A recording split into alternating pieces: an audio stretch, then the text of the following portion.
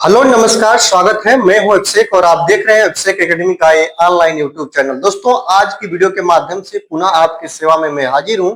और आज की सेवा कैसी होगी, जो आप लोग देख रहे हैं सीटेट एग्जाम का जो प्रैक्टिस सेट, जो कि आपका विगत वर्ष के प्रश्न है। आज की वीडियो में पूरे आप 50 प्रश्नों को कवर करेंगे और 50 प्रश्न आपके एग्जाम की दृष्टि से काफी महत्वपूर्ण होंगे। तो ये 50 प्रश्नों की श्रृंखला को आसान तरीका से कवर करने के लिए आप हमारे साथ जुड़ जाइए और देखेंगे कि प्रीवियस ईयर में कैसे प्रश्न बने थे और कैसे प्रश्न पूछे जाते हैं और इसके कैसे हम लोग सॉल्यूशन को निकालेंगे। तो चलिए आज की वीडियो को धनाधन स्थिति में हम लोग स्टार्ट करते हैं। यहाँ पे देखेंगे दोस्तों, सर्वप्रथम पहला प्रश्न आपके सामने है। जो बच्चों के संज्ञानात्मक विकास के संदर्भ में निम्नलिखित में से कौन सी जीन पियाजे की एक संरचना है, ये आपको बताना है। जीन पियाजे ने संज्ञानात्मक विकास के जो बच्चों की अवस्था होती है, इसको 4 बराबर अवस्थाओं में उन्होंने बांटा था, लेकिन यहाँ पे अवस्था की बात नहीं किया है। यहाँ पे ये कहा है कि बच्चों में संज्ञानात्मक विकास के संदर्भ में निम्नलिखित में से कौन सी जीन पियाजे की एक संरचना है। जीन पियाजे यहाँ पे देखेगा अवलोकन अधिगम। अवलोकन अधिगम आपको बता दें दोस्तों, ये अल्बर्ट बंडूरा की है। किनकी दोस्तों? तो यह जो संरचना, इसके बारे में अगर कोई वर्णन करते हैं तो अल्बर्ट बंडूरा साहब करते हैं। अगर आगे आप लोग देखेंगे अनुबंधन की बात करें दोस्तों, तो अनुबंधन के बारे में अगर आपको ध्यान देखेंगे तो आपका पावलाव और इसके बाद आपके स्किनर दोनों आ जाते हैं। पावलाव और स्किनर दोनों आ जाते हैं दोस्तों। और यहाँ पे देखेंगे अगर प्रबलन की हम बात करेंगे तो प्रबलन में केवल आपके स्किनर, बीएफ स्किनर आ जाते हैं। लेकिन जो ये आपकी स्कीमा है ना, इस आंसर का राइट आंसर यही होगा। जो स्कीमा होती है, ये जीन पियाजे साहब इसके बारे में बताते हैं, ये बात ध्यान रखेंगे। और जो ये जीन पियाजे साहब बताते हैं कि जो बच्चे की स्कीमा होती है वह मस्तिष्क में संरचित होती है, और पियाजे के अनुसार जो स्कीमा होती है वो मस्तिष्क में होती है। ये मानसिक संरचना होती है जिसको हम लोग ज्ञान का पैकेट बोलते हैं, जिसकी मदद से बच्चे जो होते हैं ना, वह किसी भी जानकारी को अपने मस्तिष्क में संग्रहित करते हैं या व्यवस्थित करते हैं। इस बात को याद रखेंगे और ऑप्शन नंबर सी आपका बिल्कुल राइट आंसर हो जाएगा। अब चलिए हम सेकंड नंबर की तरफ चलते हैं। सेकंड नंबर क्वेश्चन को ध्यान से पढ़ेंगे कि विकास के किस स्थिति के अनुसार विकास एक कभी न समाप्त होने वाली प्रक्रिया है। अब ऑप्शन को पढ़ते हैं। एकीकरण का सिद्धांत कहता है, एकीकरण का सिद्धांत कहेगा कि विकास कभी समाप्त नहीं होता है। कि अंतःक्रिया का सिद्धांत कहेगा, कि निरंतरता का सिद्धांत कहेगा, कि क्रमबद्धता का सिद्धांत कहेगा। नाम से ही आप लोग क्लियर कर लीजिएगा। ज्यादातर सीटेट के प्रश्न ऐसे होते हैं कि प्रश्न पढ़ने से आपके आंसर क्लियर हो जाते हैं। देखिए ना, विकास एक कभी न समाप्त होने वाली प्रक्रिया, मतलब निरंतर चलती रहती है। और निरंतर चलती रहती है तो किसका सिद्धांत होगा? ये निरंतरता का सिद्धांत होगा। बिल्कुल एक आसान तरीका से हम जानते हैं कि जब बच्चे माँ के गर्भ में पलना स्टार्ट होते हैं, वहां से बच्चे का विकास स्टार्ट हो जाता है। भले से शारीरिक ही विकास स्टार्ट हो, और जब तक बच्चा मृत्यु को न प्राप्त कर लेता है तब तक बच्चे के अंदर विकास होता है। मतलब जीवन प्रयत्न बच्चे के अंदर विकास की प्रोसेस चलती रहती है। ऑप्शन नंबर सी आपका बिल्कुल सही आंसर हो जाएगा। चलिए अब चलते हैं 3 नंबर स्क्रीन पे। आप लोग देखेंगे प्रश्न, 3 नंबर प्रश्न क्या कह रहा है कि पियाजे के अनुसार मौजूदा स्कीमा में नई जानकारी को सम्मिलित करने की प्रक्रिया को क्या कहते हैं, ये आपको बताना है दोस्तों। तो पियाजे साहब बताते हैं कि जो स्कीमा है बच्चे की, उसमें नई जानकारी को जब सम्मिलित करते हैं तो इसको हम लोग आत्मीकरण बोलते हैं। अब यहाँ पे थोड़ा कंफ्यूजन आपका मैं दूर करूंगा। इसको क्या बोला जाता है? तो आत्मीकरण बोला जाता है। अब आत्मीकरण के बारे में बता रहा हूं कि पूर्व मौजूद जो स्कीमा होती है, बिना किसी परिवर्तन के जानकारी को हम जोड़ लेते हैं तो उसको हम लोग आत्मीकरण बोलते हैं। लेकिन एक बात और याद रखिएगा, ये प्रश्न बहुत ज्यादा चर्चाओं में रहता है कि समायोजन क्या कहते हैं। समायोजन जो होता है ना, नई जानकारी के आधार पर पुरानी स्कीमा में हम संशोधन करते हैं और संशोधन करके चीजों को जोड़ते हैं, तो इसको हम लोग समायोजन कहते हैं। नहीं कहते हैं समायोजित करना, मतलब कि जानकारी में थोड़ा संशोधन करके अपने अंदर ग्रहण करना। और जब बच्चा बिना जानकारी में संशोधन किए हुए उसको अंदर ग्रहण कर ले तो उसको हम लोग आत्मीकरण बोलते हैं। जैसे मिले वैसे ही वो अपने अंदर व्यवस्थित कर ले। इस बात को ध्यान रखिएगा। चलिए अब हम चलते हैं अगला की तरफ। जैसा आप लोग देख रहे हैं, क्वेश्चन नंबर 4 के बारे में बात करेंगे। क्वेश्चन नंबर 4 क्या करा है कि बच्चों के समाजीकरण की प्राथमिक एजेंसी क्या होती है। मैं एक बार नहीं, 2 बार, 3 बार का बहुत बार बता दिए, 1 2 का काउंटिंग करना है। बच्चों के समाजीकरण, सोशलाइजेशन की जो प्राथमिक एजेंसी जो होती है ना, फर्स्ट एजेंसी जो होती है ना, वो क्या होती है मैं आपको बता दूं। समाजीकरण के बारे में लेव वाइगोत्स्की साहब कहते हैं कि बच्चा जो होता है वो समाज से अंतःक्रिया करके, वातावरण से अंतःक्रिया करके, संस्कृति से बच्चों को सीखने के काफी अवसर मिलते हैं, मदद मिलती है।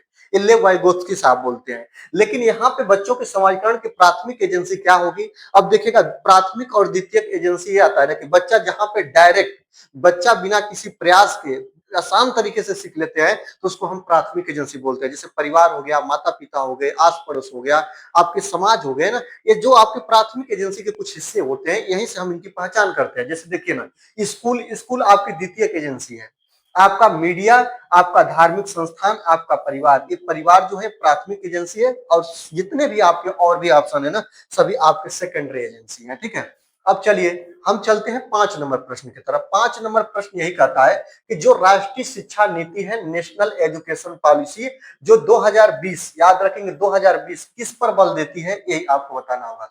मैं आपको एक बार नहीं 2-3 बार बताया हूं कि केवल एक प्रश्न पढ़ लेने से आपका एग्जाम बिट नहीं होगा। अब देखिएगा, जो नेशनल एजुकेशन पॉलिसी 2020 कहती है कि बच्चे के लिए जो कैसी शिक्षा देनी चाहिए, बच्चे के लिए, बच्चे को केंद्र में मानकर, बच्चे को ध्यान देकर ही कोई सिलेबस तैयार कराया जाए, बच्चा को ऐसा सिलेबस दिया जाए कि बच्चा उबे ना, बच्चा को कौन सी भाषा में पढ़ाया जाए तो बच्चे की जो सबसे पहली भाषा होनी चाहिए उसकी मातृभाषा को प्राथमिकता क्लास में दिया जाए, बच्चे को मारा पीटा डांटा फटकारा ऐसा कुछ नहीं किया जाए। ये नेशनल एजुकेशन पॉलिसी जो एनईपी 2020 इसकी क्या करती है, प्रशंसा करती है, आपको पता भी है। अब देखिएगा, यहाँ पे लचीला, यहाँ पे बहुस्तरीय गति आधारित अधिगम होना चाहिए, बच्चों के केवल संज्ञानात्मक विकास जैसे अधिगम होने चाहिए, यहाँ पे ऐसा नहीं होगा। पाठ्यचर्या के मानकीकरण, मानकीकरण ये बिल्कुल मानकीकरण जैसा हम सिलेबस बच्चों को तैयार ही नहीं कराएंगे। रटने की क्षमता, ये तो रोट लर्निंग बिल्कुल गलत है दोस्तों। रटने की क्षमता आपको आ जाए ना, तुरंत ऑप्शन को गलत कर दीजिए, ये बात याद रखिएगा। ऑप्शन नंबर डी भी गलत, सी भी गलत, बी भी गलत, ऑप्शन नंबर ए, जो एनईपी 2020 कहती है कि जो बच्चों का पाठ्यक्रम लचीला होना चाहिए, उन्हें बहुस्तरीय गति आधारित अधिगम हमें सिखाने चाहिए, ऑप्शन नंबर ए आपका बिल्कुल सही आंसर हो जाएगा। इस बात को याद रखिएगा, रटने की प्रवृत्ति आदि और मानकीकृत परीक्षाओं पर एनईपी 2020 नहीं जोर देती है, इस बात को याद रखिएगा।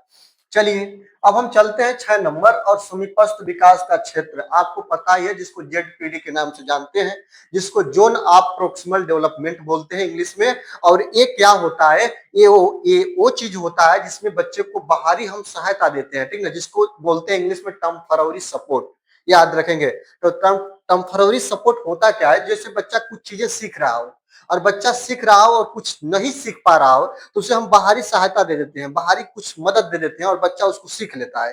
तो जो नहीं सीख पा रहा होता है ना, जो दूसरे किसी बाहरी की मदद से सीख लिया है वो, और जो स्वयं से सीखा है वो, दोनों के बीच का जो डिफरेंस होता है, जो अंतर होता है, उसी को हम लोग जेडपीडी के नाम से जानते हैं। और जेडपीडी की जो अवधारणा किसने दी थी, तो लेव वाइगोत्स्की साहब दिए थे। ये मदद से संबंधित है, ऑप्शन नंबर बी। मैं कई कई बार बता दिया हूं कि ये लेव वाइगोत्स्की से संबंधित है, जेडपीडी, याद रखेंगे। चलिए अब हम 7 नंबर प्रश्न की बात करते हैं। 7 नंबर प्रश्न आपका वंशानुक्रम से है, ये बात को ध्यान रखिएगा और इसको ध्यान से देखिए। ये प्रश्न ये कह रहा है ना कि वंशानुक्रम और वातावरण की भूमिका के बारे में निम्नलिखित में से कौन सा कथन सत्य है, ये आपको बताना है दोस्तों। अब देखिएगा, विकास के कुछ पहलू आनुवंशिकता और कुछ पहलू पर्यावरण से अधिक प्रभावित होते हैं, बिल्कुल, ये तो मैंने आपको पहले ही बताया है कि जो बच्चे का विकास होता है वह पर्यावरण और आनुवंशिकता के अंतःक्रिया के परिणाम स्वरूप ही देखने को मिलता है, बात तो सही कहा है। लेकिन और ऑप्शन को देख लेते हैं, सीखने की क्षमता केवल आनुवंशिकता पर निर्भर करती है, ऐसा तो नहीं होगा, केवल आनुवंशिकता पर हम क्यों जाएं, पर्यावरण पर भी निर्भर करती है। वातावरण केवल बच्चे के शारीरिक विकास को प्रभावित करता है, नहीं दोस्तों, मानसिक विकास को भी प्रभावित करता है। ये दोनों एक दूसरे से स्वतंत्र कार्य करते हैं, नहीं, ये दोनों एक दूसरे के अंतःक्रिया साथ में जुड़कर कार्य करते हैं। और ऑप्शन नंबर ए जैसा ऑप्शन मुझे कुछ नहीं दिख रहा, क्योंकि वंशानुक्रम और वातावरण की भूमिका के बारे में यही बताया गया है कि जो बच्चे का आनुवंशिकता होता है और जो पर्यावरण होता है, यह एक जटिल जटिल अंतःक्रिया का परिणाम होता है, इस बात को याद रखेंगे। और इसी के द्वारा बच्चे का विकास संभव हो पाता है, इस बात को आप ध्यान रखिएगा। चलिए अब हम आगे की तरफ चलते हैं, और आज की वीडियो का 8 नंबर प्रश्न हम देखते हैं कि एक प्रगतिशील कक्षा में शिक्षण अधिगम प्रक्रिया के दौरान बच्चों का मूल्यांकन करने का उद्देश्य या क्या चीज है, ऑप्शन देखेंगे समझ में आ जाएगा। अब देखिएगा, प्रगतिशील कक्षा की बात कहा है, और उसमें बच्चों के मूल्यांकन करने के मतलब अधिगम के दौरान, सीखने के दौरान मूल्यांकन का क्या उद्देश्य होता है, बच्चों के सीखने में बाधा उत्पन्न करता है, ये चीज इसका होता है दोस्तों। अगर बच्चा सीख रहा हो, अगर उसका हम मूल्यांकन कर रहे हो तो बाधा उत्पन्न करेगा, ऐसा करता है दोस्तों? ऐसा नहीं होता है, बिल्कुल नहीं होता है, क्योंकि मूल्यांकन करने का मुख्य उद्देश्य यही होता है कि बच्चा कहाँ पे कमी है, बच्चा कहाँ पे गलती कर रहा है, या बच्चा कहाँ पे सीखने में बच्चे की कमी हो रही है, और उसी का हम मूल्यांकन करके बच्चे को ऐसा हम बता देंगे कि इसको ऐसे करिए तो चीजें कर लेगा बच्चा। सॉरी, इस चीज को देखिएगा। आगे देखते हैं, अभिभावकों को फीडबैक देने के लिए एक महत्वपूर्ण मूल्यांकन होता है, इसलिए ये बेहद महत्वपूर्ण है कि बच्चों की समझ को जानने में मदद करता है, और केवल परीक्षा के अंकों पर आधारित होना चाहिए मूल्यांकन। ये भी ऑप्शन मुझे नहीं सही दिख रहा है। और फीडबैक उनके अभिभावक को देने के लिए मूल्यांकन करने का उद्देश्य नहीं होना चाहिए, और बच्चों को सीखने में बाधा उत्पन्न करने की बात नहीं होनी चाहिए। ये वाला ऑप्शन आप देखिए ना कि बेहद महत्वपूर्ण है मूल्यांकन, क्योंकि यह बच्चों की समझ को जानने में मदद करता है। और समझ को टीचर जानना क्यों चाहता है? इसलिए चाहता है कि मैं जो सिखा रहा हूं मेरा बच्चा कितना सीख रहा है, और बच्चा कहाँ पे नहीं सीख पा रहा है तो उसको वह पुनः बताएगा। तो इसलिए होता है ऑप्शन नंबर सी आपका बिल्कुल राइट आंसर होगा, इसको आप ध्यान रखिएगा, ठीक है।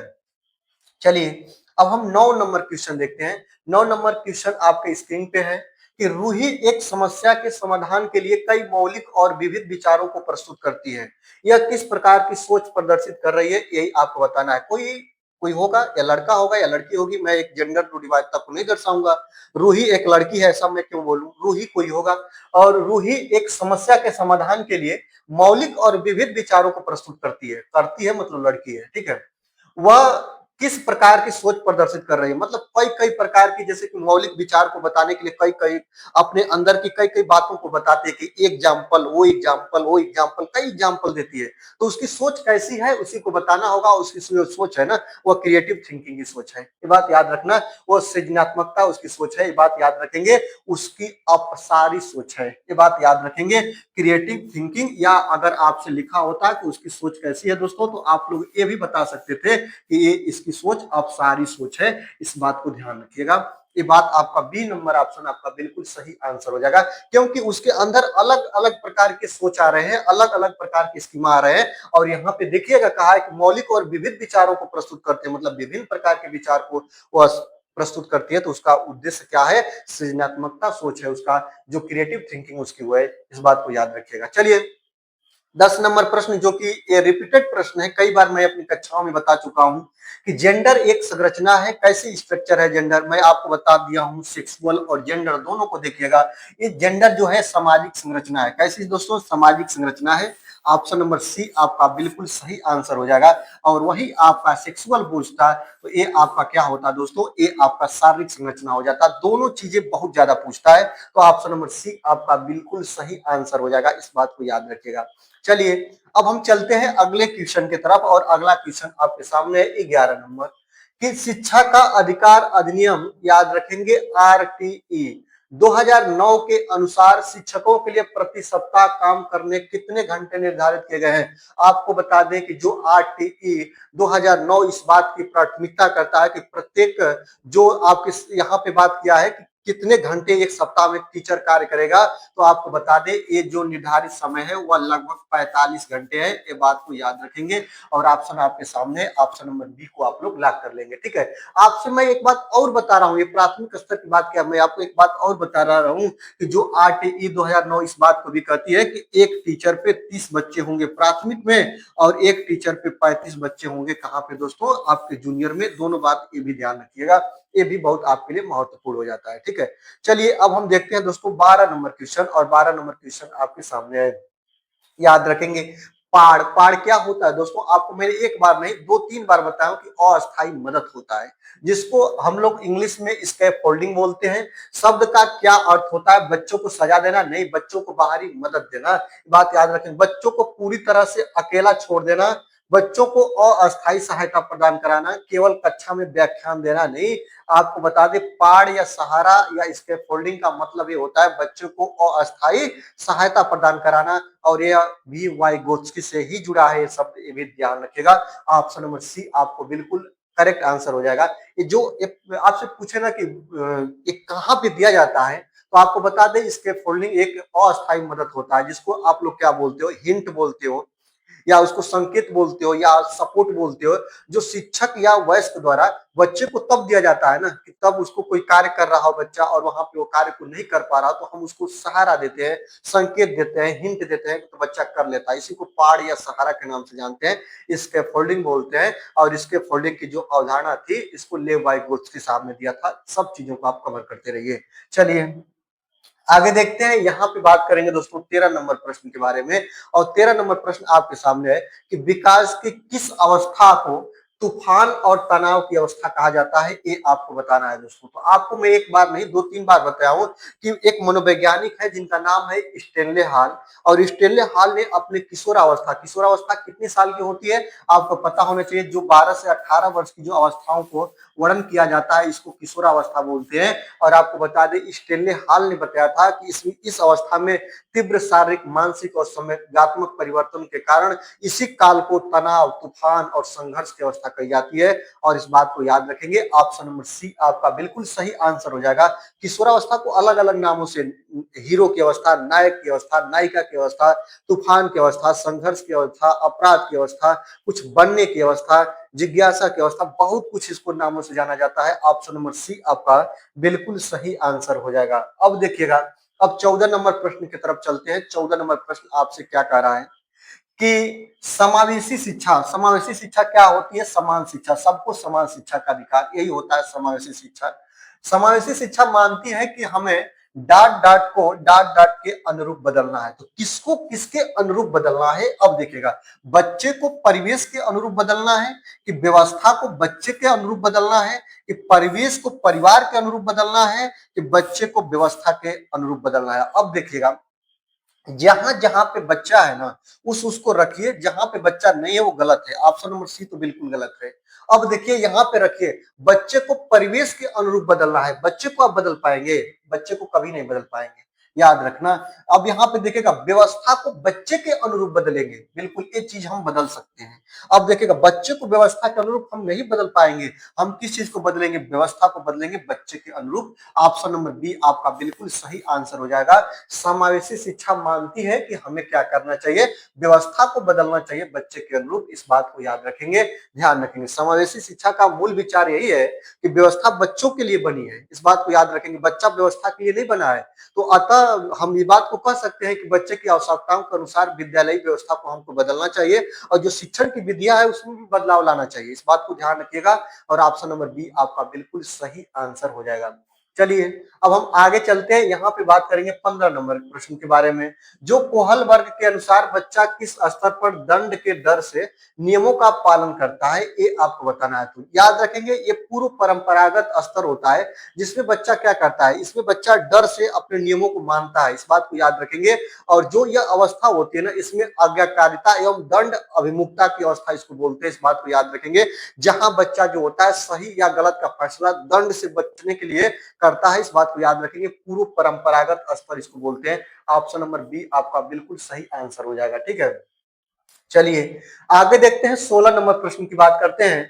बुद्धि का बहुआयामी सिद्धांत जो होता है किसके द्वारा दिया गया है, ये आपको बताना है। तो बुद्धि का बहुआयामी जो सिद्धांत है, बुद्धि के बारे में हार्वर्ड गार्डनर साहब ने बताया था कि बुद्धि के कई प्रकार होते हैं, जैसे कि भाषाई बुद्धि होती है, तार्किक बुद्धि होती है, गणितीय बुद्धि होती है, संगीतात्मक बुद्धि होती है। तो इस सब बुद्धि के कई रूप उन्होंने बताया था। और कब? 1983 में बताया था। किन्होंने बताया था? तो हार्वर्ड गार्डनर ने बताया था। हार्वर्ड गार्डनर के अनुसार बुद्धि के कई रूप होते हैं। ऑप्शन नंबर बी आपका बिल्कुल सही आंसर इस प्रश्न का हो जाएगा। चलिए अब हम आगे चलते हैं, 17 नंबर प्रश्न को देखते हैं कि व्यक्तित्व विभिन्नताओं का मुख्य कारण क्या होता है, ये आपको बताना है। अब देखिएगा, जब आपसे ऐसे प्रश्न पूछे कि व्यक्तित्व भिन्नताओं का मुख्य कारण क्या होता है, तो आप क्या बताएंगे? ऑप्शन देखिए, केवल आर्थिक स्थिति से व्यक्तिगत भिन्नता होती है। केवल आर्थिक स्थिति से? ऐसा नहीं है दोस्तों, केवल शब्द आ गया, नेगेटिव बातें हो गई। केवल शैक्षिक पृष्ठभूमि से व्यक्तिगत भिन्नता होती है, ऐसा भी नहीं होता है। आगे देखिएगा, आनुवंशिकता और पर्यावरण की अंतःक्रिया से व्यक्तिगत भिन्नता होती है, बात तो सही है। जन्म स्थान से व्यक्तिगत भिन्नता होती है, नहीं दोस्तों। जन्म स्थान का मतलब यह है कि कहीं भी कोई व्यक्ति का जन्म हो, उससे उसके विकास को हम डिनोट नहीं कर सकते, उसकी विभिन्नताओं को, उसके व्यक्तिगत भिन्नताओं को हम डिनोट नहीं कर सकते हैं, इससे हम कर सकते हैं आनुवंशिकता से और पर्यावरण की अंतःक्रिया से। ऑप्शन नंबर सी आपका बिल्कुल सही आंसर हो जाएगा, इस बात को आप लोग याद रखेंगे। चलिए अब देखते हैं 18 नंबर प्रश्न की तरफ चलते हैं। 18 नंबर प्रश्न आपसे क्या कह रहा है कि जो आपका अधिगम होता है, लर्निंग होता है, एक डॉट डॉट और डॉट डॉट प्रक्रिया है। कैसी प्रक्रिया है? जटिल और सक्रिय प्रक्रिया है अधिगम, कि सरल और रैखिक प्रक्रिया है, कि निष्क्रिय और सरल प्रक्रिया है, कि केवल स्कूल आधारित प्रक्रिया है। अब देखिएगा, जब ऐसे प्रश्न आए तब आप इन लोग इसके आंसर को कैसे ढूंढिएगा। ऐसा ना करिएगा कि आप लोग किसी को डिनोट कर दो, नहीं। ऐसे प्रश्न में देखिए कि कौन गलत है, सबसे पहले गलत को छाटिए। केवल स्कूल में अधिगम होता है, बच्चा केवल स्कूल से सीखता है ऐसा तो हो नहीं। अब हमको 3 ऑप्शन मिल गए। अब देखिएगा अधिगम एक डॉट डॉट और एक प्रक्रिया है, निष्क्रिय और सरल प्रक्रिया है। निष्क्रिय तो हो भी नहीं करेगा, इसको बात याद रखेंगे, अधिगम कभी भी निष्क्रिय होते ही नहीं है। अब देखिएगा सरल और रैखिक होता है, रैखिक मतलब एक सीधी रेखा में होता है, ऐसा नहीं है। जो अधिगम होता है या जटिल और सक्रिय प्रक्रिया होती है। ऑप्शन नंबर ए आपका बिल्कुल सही आंसर हो जाएगा। सीखना सीखना केवल निष्क्रिय रूप से जानकारी ग्रहण करना नहीं होता है, बल्कि यह मानसिक रूप से सक्रिय और जटिल ज्ञान निर्माण प्रक्रिया होती है। ऑप्शन नंबर ए आपका बिल्कुल सही आंसर हो जाएगा। चलिए 19 नंबर प्रश्न की बात करते हैं। 19 नंबर प्रश्न आपके सामने है कि पियाजे के अनुसार किस अवस्था में बच्चा वस्तु अस्थायित्व प्राप्त कर लेता है? वस्तु अस्थायित्व। और जो वस्तु अस्थायित्व की बात करें दोस्तों, तो यह पियाजे की जो बच्चे संबंधित संज्ञानात्मक विकास संबंधित पहली अवस्था होती है, जिसको हम लोग संवेदी गामक अवस्था बोलते हैं। और संवेदी गामक अवस्था जो होती है वो जन्म से लेकर 2 साल तक होती है। याद रखें, संवेदी गामक अवस्था ये जन्म से लेकर 2 वर्ष तक के बच्चे की अवस्था बोली जाती है। और इसी में बच्चा वस्तु व स्थायित्व को प्राप्त कर लेता है, इस बात को याद रखेंगे। इस अवस्था के अंत में बच्चा यह समझ जाता है कि वस्तु उसकी आंखें के सामने नहीं है, वे अस्तित्व में नहीं है, इस बात को याद रखेंगे। इसी को वस्तु अस्थायित्व बोलते हैं, ठीक है। अब बस इतनी बातों को ध्यान में रखें, जो जिन प्याजे साहब हैं इनकी 4 जो अवस्थाएं हैं सबको ध्यान रखें। पूर्व संक्रियात्मक अवस्था, मूर्त संक्रियात्मक अवस्था, अमूर्त संक्रियात्मक अवस्था, कौन सी अवस्था का कितना समय है, आयु है, सबको ध्यान में रखते रहिए। और चलिए आगे चलते हैं। यहाँ पे बात करेंगे 20 नंबर प्रश्न की। खेल बच्चे के विकास में महत्वपूर्ण भूमिका निभाता है, क्योंकि इससे क्या होता है ये आपको बताना है। इससे शरीर को आराम मिलता है, इसलिए यह केवल समय बिताने का तरीका है। केवल समय बिताने का तरीका ऐसा कुछ नहीं है दोस्तों। यह उनके सामाजिक और शारीरिक कौशल को विकसित करता है, बात तो सही कर रहा है। यह पढ़ाई से ध्यान को भटकाता है, ऐसा नहीं है। खेलना गलत चीज नहीं है, यह सामाजिक और शारीरिक कौशल को विकसित करता है, बच्चा खेलते हैं तो ये वाला नहीं होगा। ऑप्शन नंबर सी आपका बिल्कुल सही आंसर होगा। खेल से बच्चों में सूक्ष्म और स्थूलगामक जो कौशल होते हैं वो विकसित होते हैं। इससे बच्चे के नेतृत्व क्षमता का विकास होता है, इससे बच्चे के भाषाई कौशल का विकास होता है, और सामाजिक नियम सीखने के और परखने के समय मिलते हैं और अवसर मिलते हैं, इस बात को याद रखिएगा। चलिए अब हम चलते हैं 21 नंबर प्रश्न की तरफ। और 21 नंबर प्रश्न आपके सामने है कि भाषा विकास के लिए सबसे संवेदनशील समय कौन सा होता है, ये आपको बताना है दोस्तों। तो याद रखेंगे बच्चे कहाँ पे भाषा विकास को सबसे अच्छा तरीका से सीखता है। तो मुझे तो सबसे अच्छा लग रहा है ना कि जो प्रारंभिक बाल्यावस्था होता है, जिसको 2 से 6 वर्ष बोलते हैं, यह भाषा अर्जन का संवेदनशील काल माना गया है, इस बात को याद रखेंगे। और प्रारंभिक बचपन का समय या याद रखेंगे पूर्व बाल्यावस्था जो होती है ना, पूर्व बाल अवस्था 2 से 6 वर्ष, अगर आपसे लिखा होगा ये भी मिल जाए तो याद रखेंगे, या तो आपसे ऐसा भी मिल जाए कि जो पूर्व बाल्य अवस्था होती है इसको बोलते हैं, तो ये भी आपका हो जाएगा, इस बात को याद रखिएगा। सॉरी, याद रखेंगे भाषा विकास के लिए सबसे संवेदनशील समय प्रारंभिक बचपन काल का समय होता है। ऑप्शन नंबर बी आपका बिल्कुल सही आंसर हो जाएगा। इस दौरान जो बच्चे होते हैं बहुत तेजी से नई नई शब्द और नई नई भाषाओं को सीखने का कार्य करते हैं, इस बात को ध्यान रखिएगा। चलिए अब हम 22 नंबर प्रश्न की बात करेंगे। और 22 नंबर प्रश्न आपके सामने है। क्या कह रहा है दोस्तों कि वाइगोत्स्की के अनुसार भाषा और विचार क्या है। अब देखिएगा, वाइगोत्स्की ऐसे मनोवैज्ञानिक हैं जो बोलते हैं कि बच्चा जो होता है वो समाज से सीखता है। और वाइगोत्स्की कहते हैं कि बच्चे को सहायता दो, बच्चे को मदद करके सिखाओ। वाइगोत्स्की के जितने भी कथन है काफी पॉजिटिव आते हैं। अब देखिएगा, एक दूसरे से पूरी तरह स्वतंत्र है, भाषा और विचार एक दूसरे से संबंध स्वतंत्र है, ऐसा नहीं है दोस्तों। जन्म से ही अलग अलग होते हैं लेकिन बाद में मिल जाते हैं। ऐसा है दोस्तों कि पहले भाषा आती है फिर विचार आते हैं और केवल अनुकरण से आते हैं। आपका क्या ऑप्शन सही होगा? अगर आप देखेंगे तो आपसे जो ऑप्शन नंबर बी दिख रहा है ना कि जन्म से ही अलग अलग होते हैं लेकिन बाद में मिल जाते हैं, क्या दोस्तों? तो आपका भाषा और विचार जन्म से अलग अलग होते हैं लेकिन बाद में क्या मिल जाते हैं दोस्तों? आपस में मिल जाते हैं।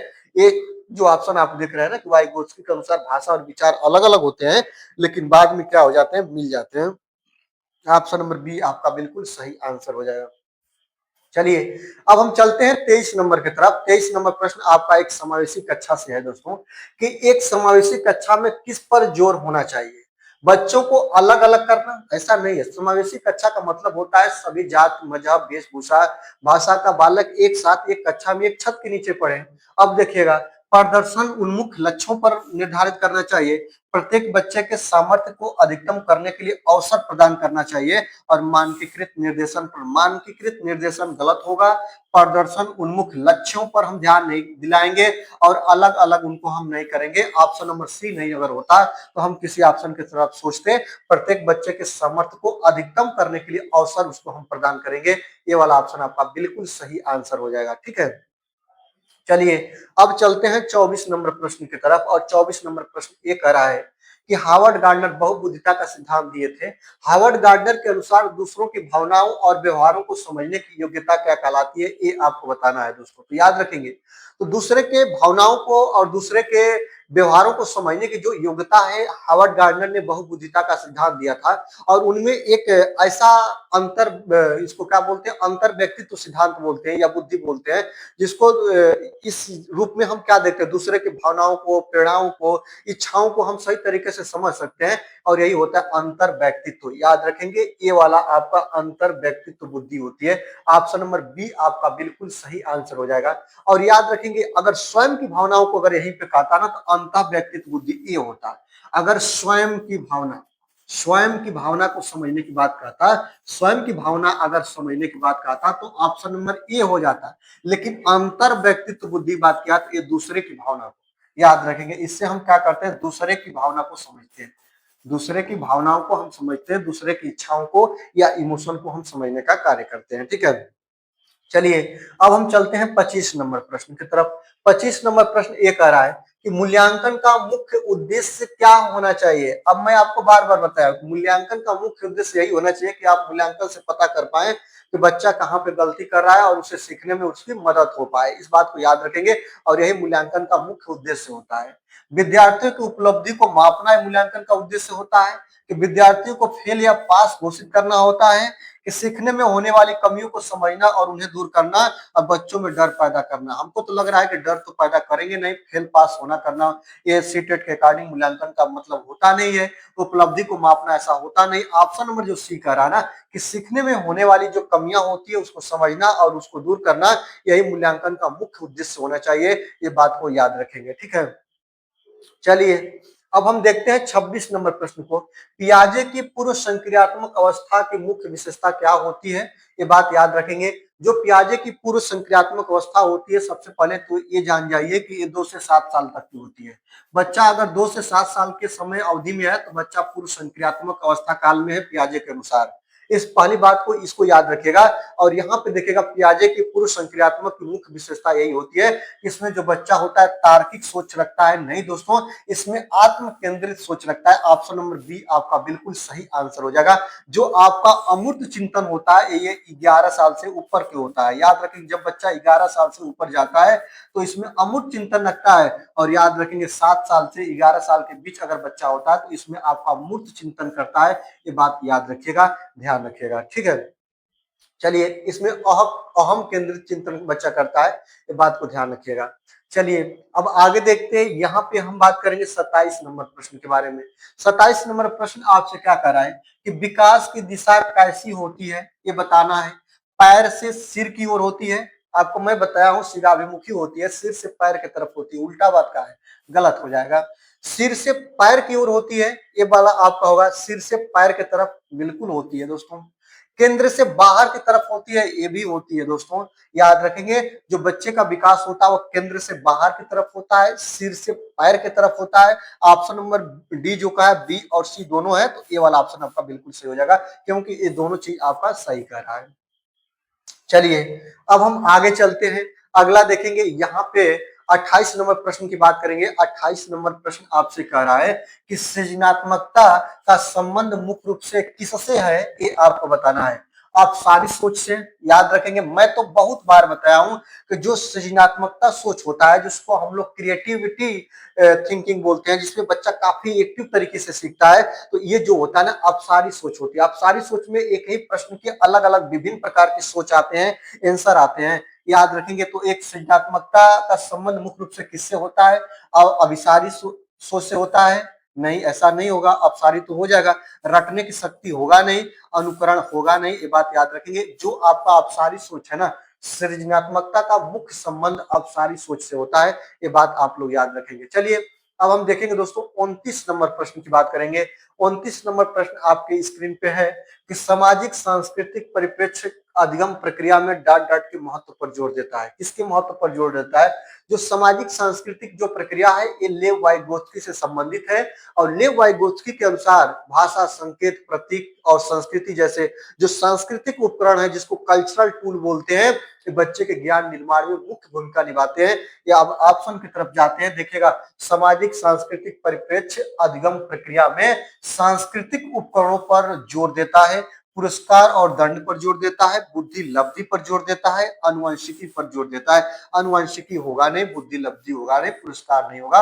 और यहाँ पे सामाजिक सांस्कृतिक परिप्रेक्ष्य बोला है, तो सांस्कृतिक उपकरणों पर जोर देता है। ऑप्शन नंबर ए आपका बिल्कुल सही आंसर हो जाएगा, इस बात को याद रखेंगे। चलिए अब हम चलते हैं 30 नंबर प्रश्न की तरफ, और आपसे कहूंगा दोस्तों कि अब तक मैंने नहीं कहा कि आप वीडियो को लाइक कर लीजिए। आज की वीडियो में 30 प्रश्नों को हमने कवर कर लिया। वीडियो अच्छी लग रही है तो एक प्यारा सा कमेंट जरूर कर दीजिएगा, और इसके बाद वीडियो में नए हैं तो वीडियो को लाइक करिएगा, और चैनल पर नए हैं तो चैनल को सब्सक्राइब करके बेल आइकन को प्रेस कर दीजिएगा, और टीम का हिस्सा हो जाइएगा, और अपने दोस्तों को भी ये वीडियो शेयर करके हमारी और उनकी मदद कर दीजिएगा। अब चलिए हम चलते हैं 30 नंबर की तरफ, और 30 नंबर यही कह रहा है ना कि पियाजे के अनुसार 7 से 11 वर्ष की अवस्था क्या कहलाती है। बिल्कुल मैंने बताया कि 7 से 11 साल की जो अवस्था होती है, मूर्त संक्रियात्मक अवस्था कहलाती है, यही कहलाती है दोस्तों। ऑप्शन नंबर ए आपका बिल्कुल सही आंसर हो जाएगा। अब पूर्व संक्रियात्मक अवस्था के बारे में पूछे तो 2 से 7 साल का बच्चा अगर होगा तो पूर्व संक्रियात्मक अवस्था का बच्चा कहलाएगा। औपचारिक संक्रियात्मक की अवस्था पूछे तो 11 वर्ष से ऊपर की अवस्था होती है, याद रखेंगे। ये जो होती है आपकी 11 वर्ष से ऊपर की अवस्था होती है, इसको अमूर्त अवस्था भी बोलते हैं। ये संवेदी पेशी अवस्था होती है, जन्म से लेकर 2 साल तक होती है, इसको याद रखते रहिएगा। और चलिए आगे चलते हैं, 31 नंबर प्रश्न की बात करते हैं। आपका 31 नंबर प्रश्न यही कह रहा है कि बाल केंद्रित शिक्षा में शामिल है। बाल केंद्रित शिक्षा होती क्या है? जो आपका नेशनल एजुकेशन पॉलिसी 2020 कहती है कि बाल केंद्रित शिक्षा वो शिक्षा होगी जिसमें बच्चे को ध्यान में रखकर कोई शिक्षा प्रोवाइड कराई जाएगी। अब देखिए, कोई सिलेबस बच्चे के अनुसार तैयार कराया जाएगा। अब देखिए, बाल केंद्रित शिक्षा में शामिल है बच्चों के लिए प्रतिबंधित परिवेश, ऐसा तो होगा नहीं, प्रतिबंधित मतलब रोक वाला परिवेश नहीं। वे गतिविधियां जिनमें खेल शामिल नहीं है, ऐसा हम करेंगे नहीं, खेल शामिल नहीं है तो बच्चा बाल केंद्रित तो गतिविधि कहाँ हो पाई। बच्चों के लिए हस्तप्रक गतिविधियां, बात तो सही है, बच्चों के लिए कोने में बैठना, ये नहीं होगा, ये नहीं होगा, ये भी नहीं होगा। बच्चों के लिए हस्तप्रक गतिविधियां, बच्चा यहाँ पे गतिविधि कर रहा है, याद रखेंगे, हाथ ही से गति कर रहा है, तो वह गतिविधि कर रहा है, करके सीखना, जिसको हम लोग बोलते हैं लर्निंग बाय डूइंग, जो काफी अच्छा होती है, जिससे बच्चा अनुभव से सीखता है, क्रियाकलापों से सीखता है। ऑप्शन नंबर सी आपका बिल्कुल सही आंसर हो जाएगा। चलिए आगे देखते हैं, 32 नंबर प्रश्न की बात करते हैं। विकास कभी न रुकने वाली प्रक्रिया है, यह जुड़ा है निरंतरता के सिद्धांत से। मैंने तो कई बार इस बात को बता दिया, ये रिपीट प्रश्न हो रहा है। आगे देखते हैं, वंचित समूह के बच्चों को मुख्य धारा में लाने के लिए शिक्षक को क्या करना चाहिए। अब देखिएगा, कोई वंचित समूह का कोई बच्चा है, या ऐसे जगह से बच्चा आता है जहां पे कोई शिक्षा के बारे में उसका वर्णन ही नहीं है, तो आप एक टीचर के नाते क्या करेंगे? उन्हें कक्षा में अलग बिठाएंगे, ऐसा करेंगे? ऐसा करने से उनके अंदर भिन्नताएं आएगी, ऐसा कुछ नहीं होगा। वर्गीकरण हम करना नहीं है, बिल्कुल नहीं करना है। उनके बारे में अधिक जानने की कोशिश करनी चाहिए, और उन्हें कक्षा के चर्चा में शामिल करना चाहिए। बात तो बहुत अच्छा कहा है, पॉजिटिव कहा है। उन्हें बहुत सारा होमवर्क देना चाहिए, ऐसा हम नहीं करेंगे, उन्हें हम नजरअंदाज नहीं करेंगे। अगर कोई ऐसा बच्चा है जो कि एक अलग प्रकार के मुख्य धारा में नहीं है, अलग प्रकार की जगह से आता है, तो उसे हम शिक्षा देने के लिए अपनी कक्षा में शामिल करेंगे और उसकी अपनी कक्षा में प्रशंसा करेंगे। उसकी अपनी कक्षा में हम बताएंगे कि ऐसे ऐसे आप करोगे, कोशिश करोगे तो आप चीजों को सीख पाओगे, और उसे हम चर्चा में शामिल करेंगे। ऑप्शन नंबर बी आपका बिल्कुल सही आंसर हो जाएगा, ये बात को ध्यान रखेंगे। ठीक है, चलिए अब हम 34 नंबर प्रश्न की बात करते हैं। 34 नंबर प्रश्न क्या कह रहा है कि बच्चे सक्रिय रूप से दुनिया की अपनी समझ का निर्माण करते हैं, ये किसने कहा था? तो ये जिसने कहा था उसी ने कहा था कि जो बच्चे होते हैं वह लिटिल साइंटिस्ट होते हैं, जिनको नन्हे वैज्ञानिक के नाम से जानते हैं, जो वातावरण के साथ अंतः क्रिया करके स्वयं ज्ञान की संरचना करते हैं, और उनका नाम है जीन पियाजे। बात को याद रखेंगे, इन्होंने ही कहा था ऑप्शन नंबर सी कि बच्चा नन्हा वैज्ञानिक होता है, ये स्वयं चीजों पर शोध करता है और सीखता है। ऑप्शन नंबर सी आपका बिल्कुल राइट हो जाएगा। चलिए अब हम 35 नंबर प्रश्न की तरफ चलते हैं। 35 नंबर प्रश्न आपसे कहा है कि जो सतत एवं व्यापक मूल्यांकन का अर्थ क्या होता है? सतत एवं व्यापक मूल्यांकन को सीसीई के नाम से हम जानते हैं, और इसका जो व्यापक अर्थ क्या होता है? केवल शैक्षिक क्षेत्र होता है इसका अर्थ? नहीं दोस्तों, केवल बात आ गया, गलत हो गया। केवल शैक्षिक क्षेत्र होता है? नहीं होता है, शैक्षिक और शैक्षिक क्षेत्र दोनों होते हैं। ऑप्शन नंबर सी आपका बिल्कुल सही आंसर हो जाएगा। केवल वार्षिक परीक्षा नहीं होता है। जो सीसीई होता है दोस्तों, इसका व्यापक अर्थ या तात्पर्य ये होता है कि बच्चे के किताबी ज्ञान के साथ साथ जो पाठ्य सहगामी गतिविधियां हैं, जिसको हम लोग खेल कूद, कला, जीवन शैली या जीवन कौशल बोलते हैं, इनका भी मूल्यांकन होना चाहिए। यही होता है आपका सीसीई, इस बात को याद रखेंगे। ऑप्शन नंबर सी आपका बिल्कुल सही आंसर हो जाएगा। चलिए आगे देखते हैं, 36 नंबर प्रश्न की बात करते हैं। व्यक्तिगत शिक्षार्थी एक दूसरे से किसमें भिन्न होते हैं, ये आपको बताना होगा। तो जो आपके व्यक्तिगत शिक्षार्थी होते हैं ना, वह एक दूसरे में किससे भिन्न होते हैं? विकास के क्रम में भिन्न होते हैं, विकास की सामान्य क्षमता में भिन्न होते हैं, विकास की दर में भिन्न होते हैं, कि विकास के सिद्धांतों में भिन्न होते हैं, किसमें भिन्न होते हैं? आपको बता दें, सभी बच्चे में विकास का क्रम समान होता है, इस बात को याद रखें। जो पैटर्न होता है ना, वो समान होता है, लेकिन उनके विकसित होने की जो गति दर होती है ना, जो रेट ऑफ डेवलपमेंट होता है ना, वो व्यक्तिगत होता है। याद रखेंगे, रेट ऑफ डेवलपमेंट, जो गति की दर होती है, विकास की दर होती है, ये क्या होता है दोस्तों? ये आपका रेट ऑफ डेवलपमेंट व्यक्तिगत होता है। इसमें सब बच्चों में अलग अलग विकास की दर होती है, सीखने की क्षमता अलग अलग होती है। ऑप्शन नंबर सी आपका राइट हो जाएगा।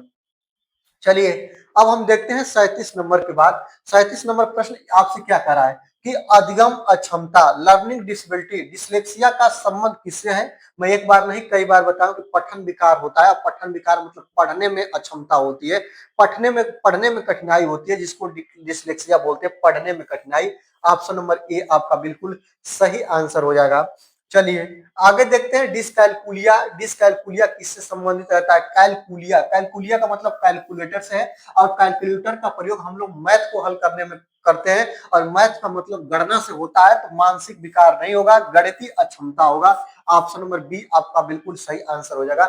डिसकैलकुलिया, कैलकुलिया कैलकुलेटर से याद रख लीजिए, और कैलकुलेटर गणना करने से संबंधित होता है, और गणना का बात गणितीय संरचना में आती है, और जो बच्चा गणना नहीं कर पाता है तो इसको डिसलेक्सिया से, डिसकैलकुलिया से ग्रसित बच्चा हम बोलते हैं, इस बात को याद रखेंगे। ठीक है, चलिए अब हम 39 नंबर प्रश्न की बात करते हैं। 39 नंबर प्रश्न आपसे क्या कह रहा है कि प्रगतिशील शिक्षा का जनक किसे माना जाता है? मैंने एक बार नहीं कई बार बताया कि ये अमेरिका के दार्शनिक है, जिनका नाम है जॉन डेवी, याद रखेंगे। और इन्होंने अपने स्कूलों में लैब कक्षा का विस्थापन करने के लिए इन्होंने जोर दिया था कि प्रत्येक कक्षाओं में लैब बनाया जाए, और जहां लैब में बच्चा करके सीखे।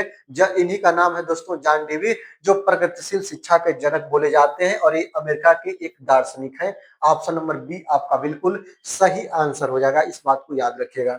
चलिए आगे देखते हैं, 40 नंबर प्रश्न एक आ रहा है कि किशोरावस्था की एक मुख्य विशेषता है, और किशोरावस्था की मुख्य विशेषता क्या है दोस्तों, ये आपको बताना है। याद रखेंगे, मूर्त सोच इसमें बच्चा रखता है? नहीं दोस्तों, ऐसा नहीं है।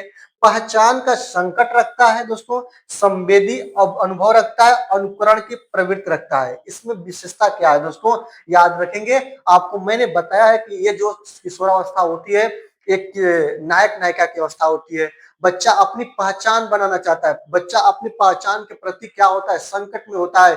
इसमें बच्चा आइडेंटिटी सीरियस होता है, मतलब अपनी वो पहचान को बताना चाहता है कि मैं भी एक व्यक्ति हूँ, या अपनी समाज में अलग पहचान की तरफ इशारा करता है। और यही होता है पहचान का संकट, किशोरावस्था की एक मुख्य विशेषता।